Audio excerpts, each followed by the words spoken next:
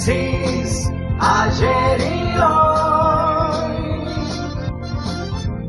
aprendiendo del pasado. De Menzies, ayer y hoy. Ayer, como presagio quizá a lo que hoy vamos a tener que decir, le hablamos del Commonwealth británico, es decir, de los países que todavía siguen manejando uno de los imperios más trascendentes y más opresor que ha tenido el planeta Tierra, y que a pesar de estar en retirada constante de esa pequeña isla nublada que es Gran Bretaña, ellos todavía siguen manejando a través de sus logias y a través del poder de varios en sus países originales que siguen creyendo en esa teoría del liberalismo británico, varios integrantes de otras etnias, de otros pensamientos, de otras razas, de otras religiones, pero que le rinden el tributo a la reina, han logrado en el mundo todavía no desaparecer. Incluso está probado que lentamente se va achicando el espacio físico de su país porque se va comiendo lentamente el agua parte de la costa inglesa. Y entre las cosas que dijo el primer ministro Boris Johnson, que obligó a que la Cancillería Argentina hiciera un comunicado en el día de ayer, que después vamos por separado a tratar,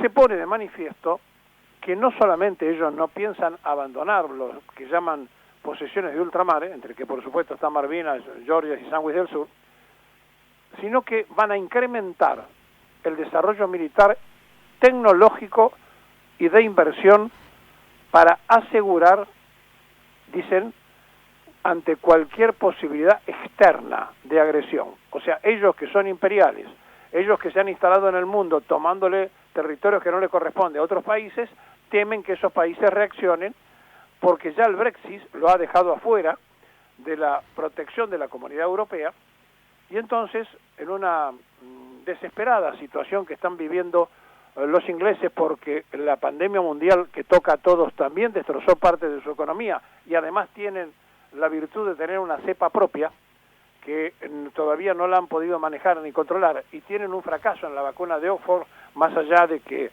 sigan trabajando científicamente y que nadie va a discutir a los científicos ingleses en la vacuna. Todo esto pone de manifiesto una desesperación absoluta por no perder lo que a ellos le pueden prometer alguna cosa de futuro. Y saben que en la Antártida está el futuro, y saben que en estos territorios que ellos ocupan está el futuro, y por supuesto no están dispuestos a abandonarlo, porque toda esa carrera imperial y de la historia que los marca como piratas mundiales no ha cambiado. Al contrario, se van fortaleciendo a pesar de que se van cayendo a pedazos como imperiales, y que tienen además discusiones de la Casa Real donde todos los días los diarios sensacionalistas ingleses publican escándalos de todo tipo, desde amorosos hasta económicos de la Casa Real. Bien, dicho esto, y para que los argentinos que nos entretenemos en un montón de cosas menos en la geopolítica, porque nosotros nos creemos que nuestros problemas internos es lo único que nos preocupa y nos ocupa, y cuando no entendemos lo que pasa en el mundo, entonces tampoco entendemos lo que nos pasa a nosotros, porque las cosas no ocurren porque sí. Le voy a refrescar la memoria a todos los que están escuchando, porque la mala educación que hemos tenido históricamente en el país, por supuesto que no fue casual, fue preparada así. Fíjense que nosotros no nos educan sobre la reconquista de Buenos Aires. ¿Cómo nos educaron? 2 invasiones inglesas. O sea, donde hemos sido invadidos ¿por quién? Por los más poderosos. Y en realidad hubo 2 rechazos a esas invasiones. O sea, 2 reconquistas de Buenos Aires ante el poderoso ejército de aquel momento. Pero nos cuentan eso. Y no nos cuentan toda la verdad. ¿Y saben cuál es la verdad? Se la voy a narrar ahora. La primera invasión ocurrió en el año 1763, por supuesto, no era Argentina, pero era el territorio que nosotros ocupamos.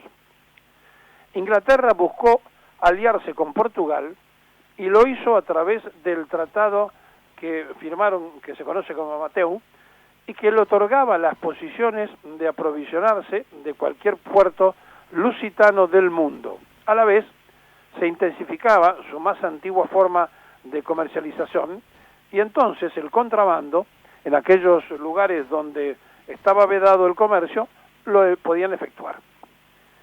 A comienzos de enero de 1763, para ser más concreto, entre el 6 y el 7, se inicia el ataque a Colonia del Sacramento, lo que hoy es República Oriental del Uruguay. Pero fracasa. El comandante inglés era John McNamara, como el norteamericano, y muere en el ataque. Por aquel entonces, la zona de gobernación de Buenos Aires le correspondía, por supuesto, al Virreinato del Perú, y dicha gobernación estaba encabezada por don Pedro Ceballos. Es decir, ya invadían lo que era territorio español en aquel momento, que hoy es la República Oriental del Uruguay. La segunda invasión fue en el año 1765, cuando John Byron llega al archipiélago de las Malvinas en enero de 1765, y en la isla Trinidad, que bautiza Saunders, estableció un apostolado y luego funda el puerto Edmond en honor al primer lord del almirantazgo. En ese puerto, los españoles lo denominaron Puerto de las Cruzadas. Ante estos acontecimientos, España le demanda Puerto de las Cruzadas y le dice que tienen que devolverlo, y reacciona por medio de una real cédula, incluyendo el archipiélago en jurisdicción de la Gobernación de Buenos Aires, y los británicos reconocen la soberanía española y luego se retiran después de los reclamos. Tercera invasión, 1769. El 10 de diciembre de 1769, el capitán Antonio Hunt comunica a Ruiz Puente, quien fuera el gobernador que había ido a ocupar su nombre o el nombre de la Majestad Británica el archipiélago de Malvinas, estableciéndose nuevamente en el puerto Engle. Por entonces, el mayor general Juan Ignacio Madariaga es enviado desde Buenos Aires y obtiene la rendición de los piratas usurpadores el 1 de julio de 1770. Estábamos hablando recién de la tercera invasión, todavía no llegamos a Buenos Aires. Seguimos. La cuarta invasión es el año 1788. En 1788, los ingleses ocupan la isla de los Estados. En 1790, como son expulsados de la isla grande de Tierra del Fuego, y entonces, en 1791, lo son de la isla de los Estados por orden directa del virrey Loreto. Por entonces ya habían sido firmados el tratado que se conoce como Escorial de 1790, por el cual se prohibía a los ingleses navegar, pescar a menos de 10 leguas de las tierras españolas establecidas en ese acuerdo. Quinta invasión, año 1806. En abril de 1806, parte del Cabo de Buena Esperanza, una escuadra naval compuesta por 5 navíos de guerra, igual cantidad de buques de transporte, todos con bandera inglesa, a las órdenes del comodoro Foreman, y las tropas transportaban y se encontraban al mando del brigadier William Carr Bedford. Antes de partir, las 3 más altos jefes de la expedición habían conversado de los distintos tesoros que sospechaban que aparecían en la ciudad de Buenos Aires, y que además, según las leyes navales inglesas y el concepto de pirata que tenían ellos, los caudales eran una buena presa para invadir la ciudad de Buenos Aires. Así, el convenio prácticamente estaba establecido, y el mayor general David Byrne, la cuota del jefe por haber autorizado la misión, se la tuvieron que asegurar para decir, bueno, yo los autorizo, pero quiero mi parte del botín de Buenos Aires. En junio de ese año confirman sus sospechas acerca de las autorizaciones de la misión, y van hasta Montevideo a través de un escocés llamado Russell, que viajaba como pasajero en una goleta de bandera portuguesa. El 25 de junio, los ingleses desembarcan en Quilmes, ocupan la ciudad de Buenos Aires, con poca resistencia. Se establecen los términos de capitulación en los cuales los británicos exigían la entrega de los caudales reales, pero estos habían sido enviados a Luján por orden del virrey. El 5 de julio, el Tesoro está en Buenos Aires y 2 días más tarde la fragata Narcissus zarpa hacia Gran Bretaña con una valiosa carga. El 12 de septiembre llegaba el Tesoro a Portsmouth, en Inglaterra, en 8 enormes carros. Se habían robado todo el tesoro de Buenos Aires.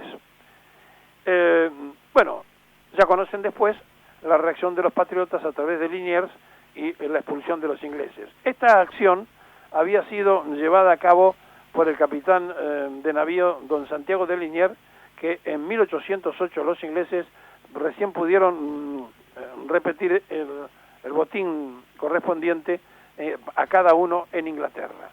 Bueno, el total de lo que se robaron, 296.187 libras, 3 chelines y 2 peniques, que se repartieron entre 2.841 piratas participantes de la invasión a Buenos Aires, 1.235 del ejército y 1.806 de la marina. Esto es lo que Mitre defiende en la historia del pensamiento liberal. El mayor general David Byrd recibió 35.985 libras. El brigadier William Carr Berford, que estaba al frente de la tropa, 11.995 libras. El resto se distribuyó aproximadamente en 7.000 libras para cada uno de los superiores de la tierra y del mar, y 750 para capitanes, 500, sigo leyendo toda la distribución que hicieron y que está protocolizada en Londres, para los tenientes, 170 para los suboficiales, 30 libras para cada soldado marinero. Sexta invasión, así que lo que diga Boris Johnson ahora no es ninguna novedad. Sexta invasión, año 1807. Los ingleses anticipan de la captura de Buenos Aires en 1806 y organizan y envían un contingente militar de refuerzo sin saber que la invasión del año anterior había terminado con un fracaso y con el triunfo de los patriotas nuestros. La población de Buenos Aires se entera de la presencia cercana a una importante flota inglesa, y al ser invadido Buenos Aires y Montevideo y Colonia, para fines de junio de 1807, los ingleses tiran anclas en Ensenada de Barragán y el 1 de julio comienzan a movilizarse hacia la capital de Buenos Aires. Los criollos intentan frenar el avance, pero son derrotados. Sin embargo, y a pesar de la angustiosa situación, los vecinos de Buenos Aires se organizan para la defensa. Lo cierto es que los habitantes de la ciudad colonial, hombres y mujeres, combatieron con sobrada destreza y valentía. El 7 de julio de 1807, el comandante en jefe de las tropas inglesas, general Juan Whitecroft, decide firmar el tratado poniendo fin a la lucha en el Río de la Plata. Principalmente luego de estas dos invasiones, 1806 y 1807, se incrementan los propósitos para la emancipación, hechos que los británicos apoyaron, pues pretendían que Buenos Aires fuese un protectorado de ellos, o sea que hoy seríamos parte del Commonwealth. Seguimos. Séptima invasión, año 1833. En 1825 los ingleses continuaban haciendo de las suyas, y el 2 de febrero de ese año se firma el Tratado de Amistad, Comercio y Navegación entre las Provincias Unidas del Río de la Plata y Gran Bretaña. A través de este tratado éramos reconocidos como nación independiente y también se establecía la reciprocidad de libertad de comercio, disminución de los derechos de importación y exhibición de las tasas portuarias para ambas partes de los países que firmaban. Realmente extraño, más para no decirle cipayo, este tratado, pues la esclavitud había sido abolida en la Asamblea de 1813 y tan solo algo deseoso, pues al poco tiempo se firmó el decreto especial que permitiría a los ingleses continuar con la esclavitud, y por el otro lado ni siquiera contábamos con los barcos para efectuar la cosa recíproca. O sea, era un tratado que tenía muy bonita letra, pero que los únicos que lo iban a beneficiar eran a ellos.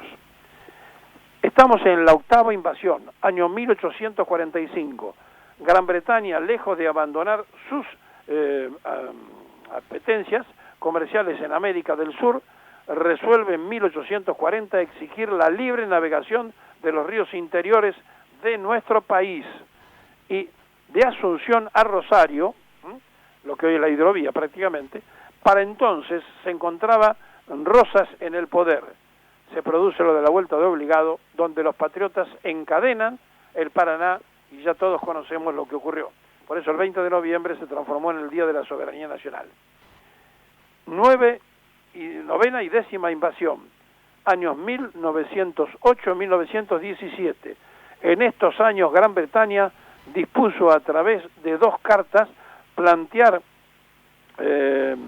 el pesar bajo su permiso y supervisación no solo de las aguas de las Islas Malvinas, Georgia y Sandwich del Sur, sino también en gran parte de nuestro litoral continental patagónico, que es lo mismo que Boris Johnson quiere sostener ahora.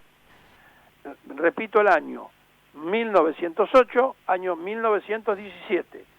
Salta a las claras y oscuras intenciones de los ingleses de no dejar, por supuesto, nada librado al azar y quedarse con las proyecciones antárticas, más allá del control de las aguas. La 11ª invasión fue en el año 1970. Esta fue una suerte de invasión comercial a gran escala y con funcionarios públicos argentinos, evidentemente inclinados hacia la invasión. Es interesante tenerlo presente. Ocupaba un puesto relevante durante la gestión gubernamental del doctor Raúl Alfonsín. En el año 1968 se firma en Inglaterra el acuerdo del TEC internacional con King Ranch, de origen estadounidense, y se asocian a del TEC internacional los ingleses, y fue un verdadero escándalo con el tema de las carnes. El asunto era de adquirir mayor cantidad de tierras en nuestras pampas húmedas, en Uruguay y en el sur de Brasil, que daban como 1.400.000 kilómetros cuadrados, y un rebaño bovino de 140 millones de cabezas, cifra que superaba 3 veces las existentes en Europa Occidental. Todo esto tuvo un desenlace cuando el juez Salvador María Lozada se puso a investigar todo este tema, y nosotros en aquella época hacíamos las publicaciones denunciando a Deltec y los acuerdos que se habían hecho.